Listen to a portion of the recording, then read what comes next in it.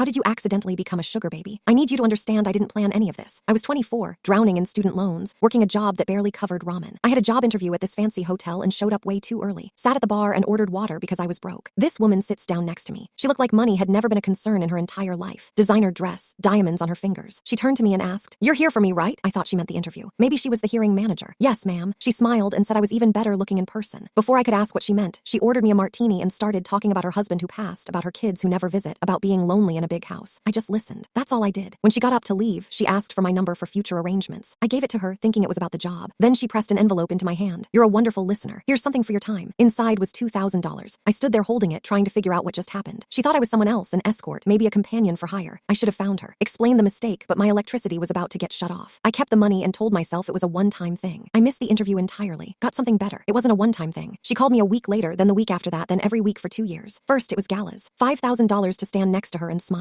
Then it was operas, then yacht parties with people whose net worth had more zeros than I could count. All she ever wanted was company. Someone to listen. Someone to laugh with. Someone to make her feel like she mattered. I kept waiting for the moment it would get weird. The moment she'd ask for something I couldn't give, it never came. She was just lonely, rich, and lonely. She started buying me things. A suit because mine was offensive to fabric. A watch because you can't wear a plastic watch to the Guggenheim. Shoes, jackets, an entire wardrobe I could never afford on my own. My student loans vanished. My credit score went from embarrassing to excellent. I moved into a nicer apartment, started eating food that wasn't microwaved, and honestly, I loved spending time with her. She became family, the grandmother I never had. 2 years into this bizarre arrangement, she invited me to dinner, said she had a surprise. "There's someone I want you to meet, my granddaughter. She's about your age, and I just know you two would hit it off." I couldn't say no to her. I agreed to the dinner. That was my mistake. I got to the restaurant early, sat at the table in one of the suits she'd bought me. The watch she'd given me catching the light. I looked like I belonged there now. 2 years ago, I would have been thrown out. She arrived with her granddaughter, and my world collapsed. Walking toward me was Na, the girl who broke up with me 3 years ago. The girl who said I had no direction, no ambition, no future. The girl who told me she needed someone who was going somewhere in life. Na saw me and stopped dead in her tracks. Her face went through confusion, recognition, then complete shock in about 3 seconds. She looked at her grandmother, then at me, then at my suit, then at the watch, then back at me. "Gerald," her grandmother beamed. "Oh, how lovely. You two know each other already." Na's voice came out strangled. "He's your companion. This is the Gerald you've been talking about for 2 years. Isn't he wonderful?" Her grandmother said, "Such a good listener." Na stared at me. I could see her doing the math. Her grandmother's mysterious companion. The suits, the watch, the gallas, all the stories she'd been told all this time. It was her broke ex-boyfriend. "Hey, Nina," I said. "You look well." That dinner was brutal. Na looked like she wanted to crawl under the table. Her grandmother spent 2 hours telling her what a catch I was. "He's so thoughtful, so attentive. You'd be lucky to have him, dear." The irony was not lost on either of us. After dinner, Na caught me at the valet stand. "I dumped you because you had no ambition." "I remember. Now you're wearing a $10,000 watch my grandmother bought you." "12,000 actually." She laughed. Couldn't help it. "You fell backwards into the most ridiculous situation I've ever heard of. I prefer to think of it as being in the right place at the right time." Him. She shook her head and walked away. I still see her grandmother every month. She still tries to set us up. And every Christmas, tucked inside her card, there's a sticky note from Na. Last year it said, "Still the luckiest idiot I've ever met."